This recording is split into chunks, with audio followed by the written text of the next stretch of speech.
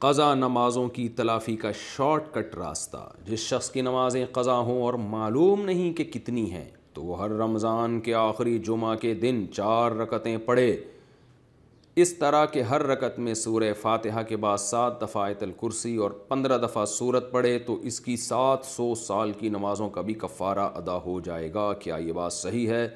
محمد ندیم کراچی سے۔ یہ بات 100% سے بھی زیادہ غلط ہے۔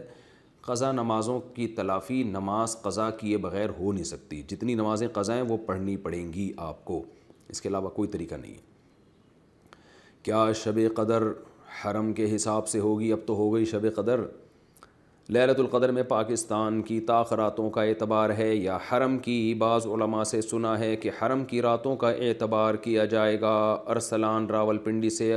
اب تو عید بھی گزر گئی، رمضان بھی گزر گیا، لیکن ارسلان بھائی آپ کا سوال بہت معذرت تھوڑا لیٹ پہنچا میرے پاس، لیکن یہ بات غلط ہے کہ حرم کی راتوں کا اعتبار کیا جائے گا۔ ہم اپنی راتوں کا اعتبار کریں گے۔ جب بقرعید ہمارے اپنی حساب سے ہو رہی ہے، ہماری عید اپنے حساب سے ہو رہی ہے، تو ہماری طاق راتیں بھی ہمارے رمضان کے حساب سے ہوں گی۔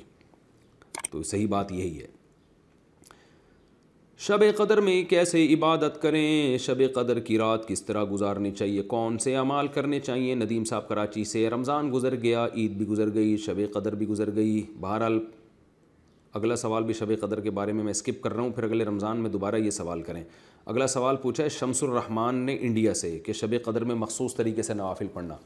تو دیکھیں کوئی مخصوص طریقہ نہیں ہے، دونوں کو، ندیم صاحب کراچی سے اور شمس الرحمان انڈیا سے، دونوں کو ایک ہی جواب دے رہا ہوں۔ کوئی مخصوص طریقہ نہیں ہے شب قدر میں، جو نوافل عام طریقے سے پڑھتے ہیں بس اسی طرح سے پڑھا کریں، اور کوئی خاص طریقہ ثابت نہیں ہے۔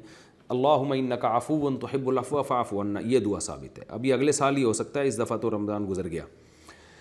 حفظ شروع کرنے کا طریقہ، میں نے کہیں پڑھا ہے کہ قرآن مجید حفظ کرنا ہو تو اگر سورہ یوسف پہلے یاد کر لیں تو اللہ تعالیٰ پورے قرآن مجید کو یاد کرنے کی توفیق عطا فرماتے ہیں۔ میں قرآن مجید حفظ کرنا چاہتی ہوں تو میں کس پارے یا کس سورت سے حفظ کروں؟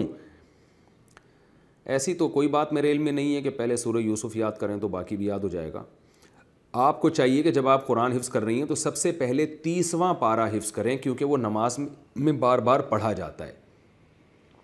اور یہ بھی آپ کو ایک بات بتا دوں کہ اگر آپ تفسیر کے میرے لیکچر جو مفتی طارق مسعود اسپیچز میرا چینل ہے اس پہ اپلوڈ ہو رہے ہیں، پہلے لیکچر سے لے کے آپ سارے لیکچر سنیں تو آپ کو انشاءاللہ قرآن کا ترجمہ سمجھ میں آنا شروع ہو جائے گا، اور عربی گرامر سے کچھ مناسبت ہوگی۔ اس کا فائدہ یہ ہوگا کہ حفظ کرنا آسان ہو جائے گا۔ میں نے قرآن بہت تھوڑے عرصے میں حفظ کیا ہے، کیونکہ میں جب قرآن عربی گرامر پڑھ لی تھی، عربی زبان سے واقفیت ہو گئی تھی، تو پھر قرآن سمجھ میں آنے لگا تھا۔ تو جب سمجھ میں آنے لگتا ہے تو پھر یاد کرنا آسان ہوتا ہے۔ تو آپ وہ لیکچر بھی اٹینڈ کر لیں، انشاءاللہ آپ کو فائدہ ہوگا۔ تو اس کے بعد آپ کے لیے قرآن حفظ کرنا انشاءاللہ آسان ہو جائے گا۔ تو سب سے پہلے 30واں پارہ یاد کریں، پھر 29واں یاد کریں، کیونکہ وہ بھی بہت پڑھا جاتا ہے فجر میں اور عام نمازوں میں۔ اس کے بعد پھر جو چاہے یاد کریں، بلکہ اس کے بعد پھر مخصوص صورتیں یاد کریں جن کی حدیث میں زیادہ فضیلت ہے۔ جیسے لوگ سورہ یاسین یاد کر لیتے ہیں یا سورہ کہف یاد کر لیتے ہیں جو جمعے کے دن پڑھی جاتی ہے، تو یہ والی صورتیں پہلے یاد کریں، باقی پھر بعد میں۔